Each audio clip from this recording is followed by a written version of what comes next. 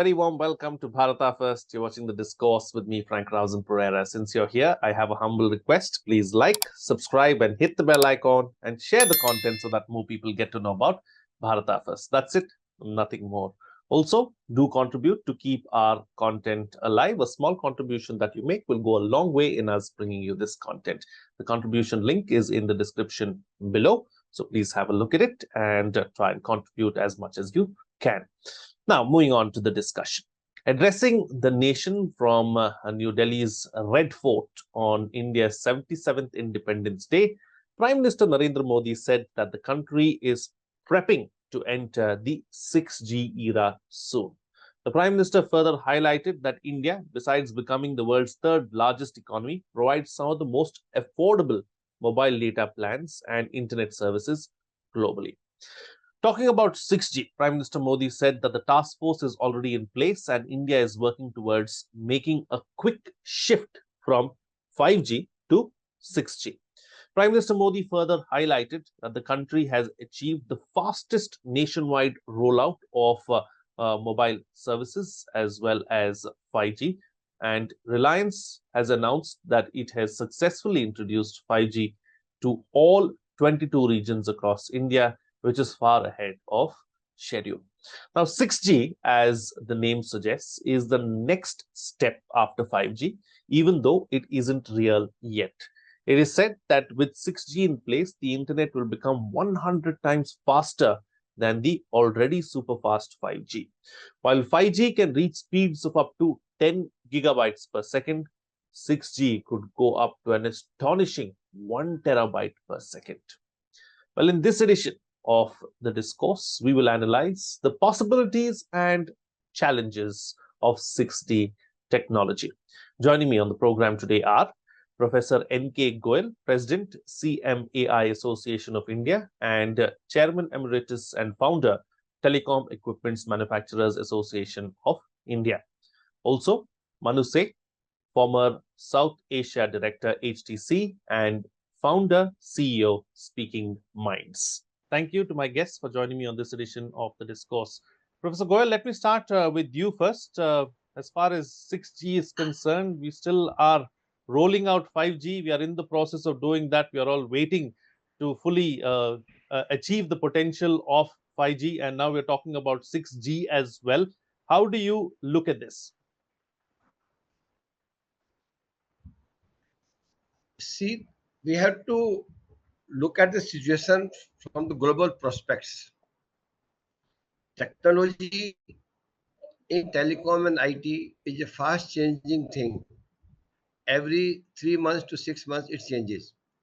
We started from landline phones, shifted to mobile. At that time, it was called 1G, then 2G, 3G, 4G, 5G. 5G world over is in the stage of implementation, and India has been on the fastest rollout in the world.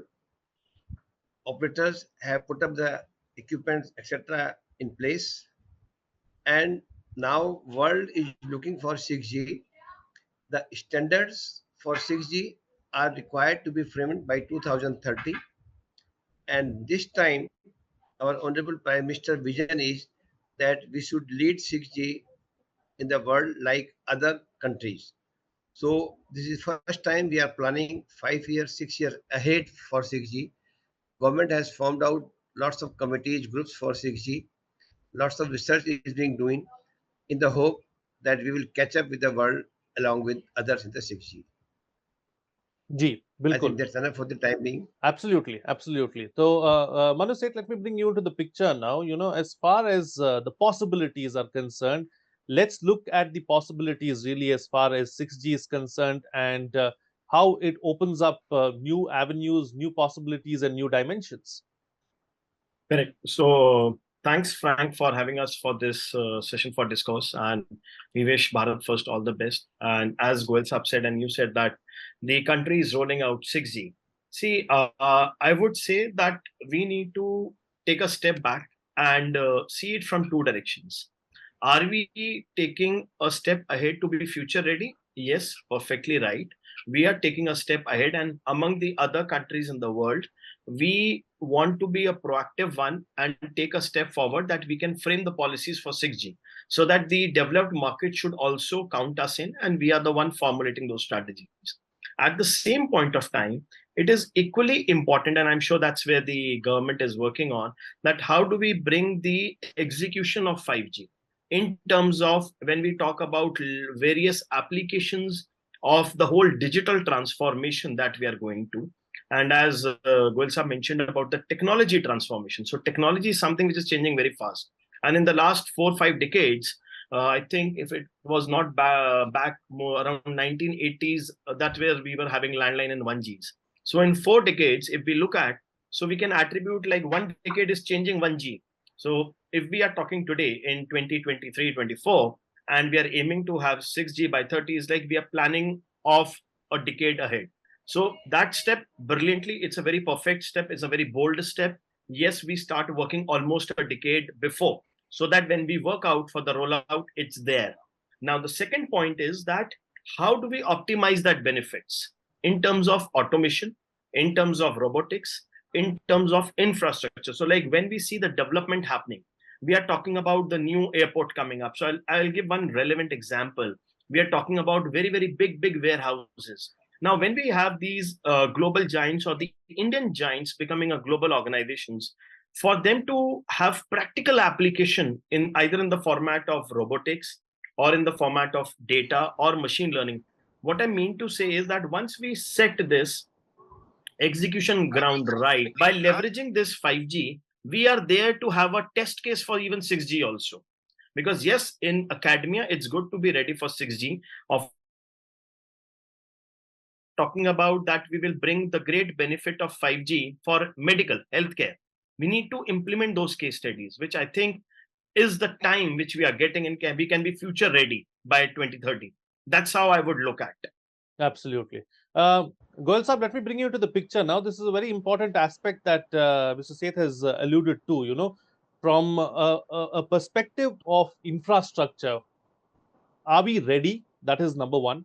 And what are some of the challenges do you think that we need to overcome to fully use the potential of both 5G and move into 6G? Like you rightly mentioned in the beginning, that we are already planning for the future, which is very good. But what needs to be done between now and then so as to ensure that the rollout is seamless? Let's keep discussions in two separate buckets. One is the 5G, another 6G. Let's talk of 5G. World over, 5G has started to be implemented, as I said before. But it is also a fact that there is hardly any commercial 5G use cases. It is on record by the CEO of Airtel and Jio, who have implemented 5G, that they don't have a use case and customer is not willing to pay anything extra for 5G. We also have a report from TRI about 2 3 days back, wherein they have said even though we have installed so much 4G and 5G also, but customer satisfaction has gone down in terms of call drops, call maturity, etc., etc. And they have come out with a consultation paper how to improve the quality. So the technology part is fine. We have implementing 5G, but for whom and for what use? Now, world over, we always try to find out the use case. But this objection is also ruled out because in all the cases, technology came first, use case came later. Take the case of SMS, take the case of WhatsApp, take the case of entertainment on mobile, everything came up afterward. But 5G still is not a profitable venture for telecom operators. When it comes to investment, any technology needs investment. Investments have to be driven by commercial things, which are the factors affecting our operators. Now, come for the 6G. 6G, as is said by our respected Manu Seth, is a thing for future. World is planning for 6G, and by the time 6G will be there in 2030 or so, we will be planning for 7G or 8G. So it goes on. Now, future, everything, nothing is not about 6G as of now, except it will have more speed, it will have more facilities, it will be more interlinked, like this we say. So as earlier said also, the idea is let India not be a follower, let India also lead for it. So investment part, I have told you, everything requires investment, everything requires use cases, and we are just trying to come out with the use cases. Absolutely. Manu Seth, let me come back to you now. Let's try and understand how do we overcome some of these challenges that Professor Goyal has just pointed out, because these are real-term issues that we face on a daily basis. And there's a massive challenge, really, as far as the operators are concerned, too. If there is no real market for this, what are they really investing in? So, how do we overcome some of these challenges? See, I'm sure a lot of industry stalwarts are working on it, but one thought what I would like to add is we have to really segregate the market. If we say that all the user base of million and billion count will graduate and pay to that subscription fee of 5G, it won't happen. We have to really identify the segments and break that into a tiering platform, like the way it used to happen before. Like you have a silver customers, premium customers, or platinum customers. I remember like one of our operator, when they announced their offerings, they said that they will bundle OTTs and other things. See, today the content consumption is increasing. So we really need to I would say revisit that drawing board and demarcate the consumption pattern of our users. And we can't have a blanket solution for all the consumer base, because the moment we go out beyond the key metros to the rural segment and belts, they are still going and graduating on digital transformation of mobiles. They're still reluctant on using the payment gateways. Digital payments are more prevalent in the metros. So when we have these kind of use cases like digital payments and other consumptions of content, the speed matters the most in terms of the media consumption, or speed would happen the most in terms of delivering the content. So which means, are we talking about the education as a sector, or are we talking about healthcare as a segment where we are saying that remote surgeries can happen? So my one input would be that we have to really identify the categories where the government and the institutions can generate more case studies. Only then the revenue will get optimized, because digital payments and all this has nothing to do with the speed. That's a normal application based kind of platform. When you're consuming content, it's the delivery of the content, or it is the transfer of the content. That is where the revenue will start coming up. And with more use cases, as even Mr. Goyal said, and you also mentioned, that our country gets ready as a test bed for the future technologies to be rolled out. Because when we talk about the transformation of something, because see, the speed what we're talking about needs to be utilized. The benefit needs to be realized by the consumer, which is not happening. Like speed in what? The call will not go fast. Like call will not go fast. Call is going the way it is. So are we saying that the voice call will be blocked?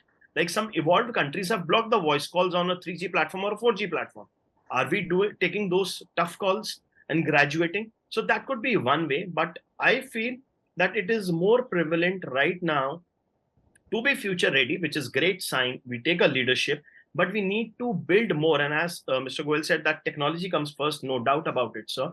But along with that, can we identify the segments where the government or the departments or the industry can deliver the examples so that people start following? And that is where big conglomerates, big organizations have to take that lead. And that is where the pricing may vary. You have to create a demarcation in the pricing structure. Like a lot of video conferencing is happening, a lot of remote sales monitoring is happening. So should we say that the learning is moving from a laptop learning to a mobile learning? That is where the use case will happen.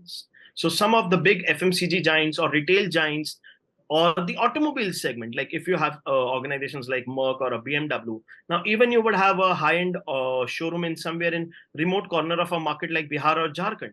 Are they transferring or delivering those education?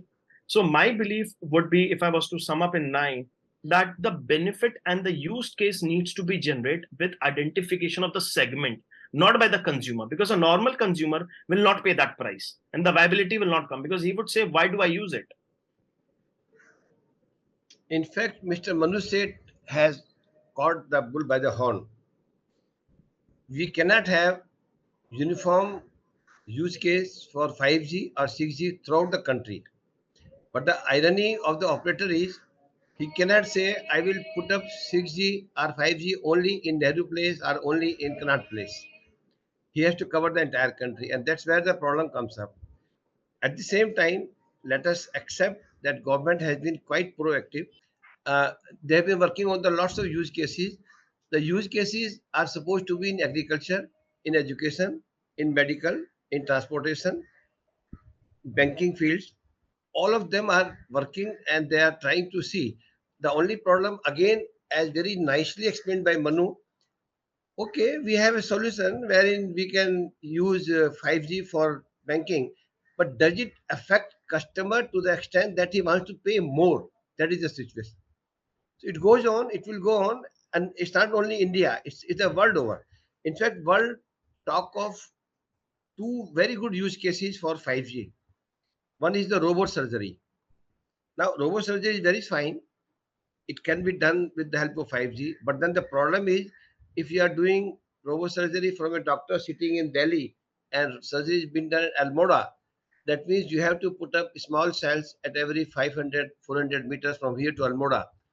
And the cost of deploying that and providing power to them, will that be justifiable not to ask doctor to travel to Almora to do the surgery?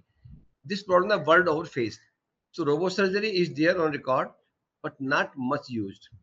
Second use case was, which came up very fancy and very much talked upon, was the driverless car. Very good case.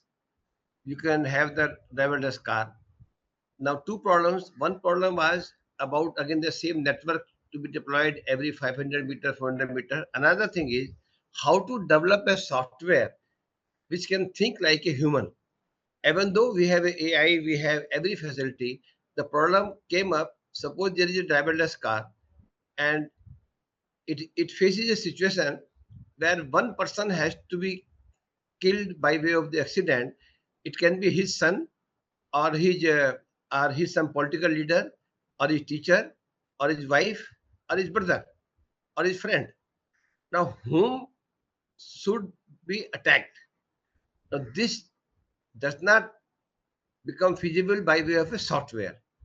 So virtually driverless car has been dropped out from the world everywhere.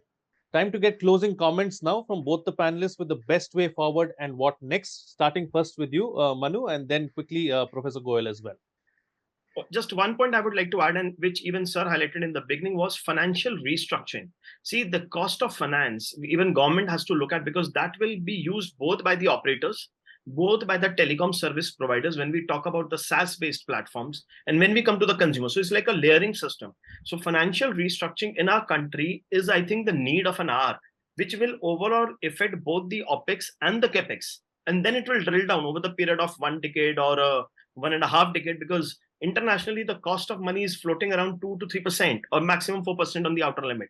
In our country, it starts even from 10-11% and going to 12-21%. So it's like a vicious circle. But yes, a lot of initiatives have been taken, and when we have such kind of platforms where we can share our viewpoints and something can be adhered to in a structured manner, as even Goel sir said, that if we start doing small initiatives like smart cities, so if we make one city as a purely successful smart city, as a complete demo case study, then it can be replicated more. Suddenly, we can't say that we can make all 29, 30 states these smart cities. It can't happen, because everything needs time, money, consumer, the pattern is not same. So coming on to the conclusion side, Frank, what I would say is that yes, should we be future ready? Yes, that's great. It's kudos that we are working a decade ahead. That's a big transformation from where we were, because we were always adopting and we were trying to be the proactive leader, and we can try to subsidize the cost by the time we hit at that moment. Also, at the same time, I would say that if we identify the categories like education, like healthcare, and few other segments of infra, and we make more case studies which can be replicated by the following Latin American markets, following African markets, which can take us as a sample case study, that oh, this city has been the sample state which should be followed even by Nairobi or by Kenya or even by El Salvador or by Panama or by Nicaragua, anywhere in the world. So that becomes the platform for moving ahead. That's where Absolutely. I would like to Absolutely. hold my point. And Goel sir, please close the show for us with your concluding remarks, with the best way forward. The important thing for all of us Indians is that India now thinks for future. We want to lead along with other countries in the world. That is the important thing. A cautious word is, do we really need that thing? Does it really help our country to grow the economy and development? Thank you.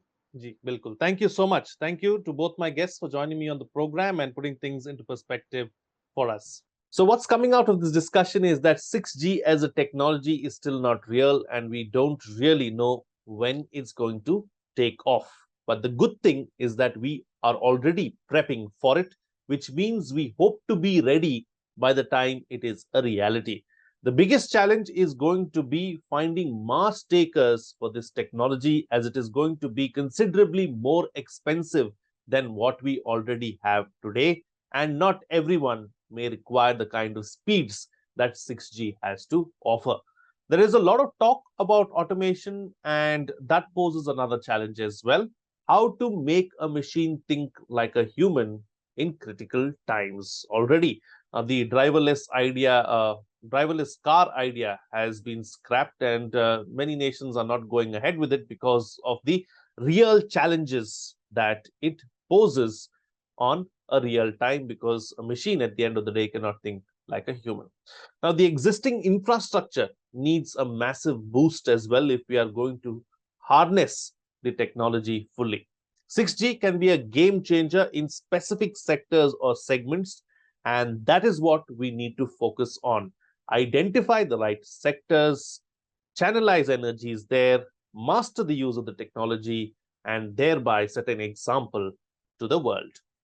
Well, that's it in this edition of The Discourse. But since you're here and you made it this far, I would like to remind you to like the video, subscribe, hit the bell icon, and please share the content with your friends and family members so that more people get to know about Bharata First. We also have a YouTube membership program with some great perks. Do check it out under the join button and join now. And please make a small contribution to keep the content alive. Any contribution that you make will go a long way in us bringing you this content. The contribution link is in the description below. You may use it to make a small contribution. Well, until next time, this is Frank Rausen Pereira signing off.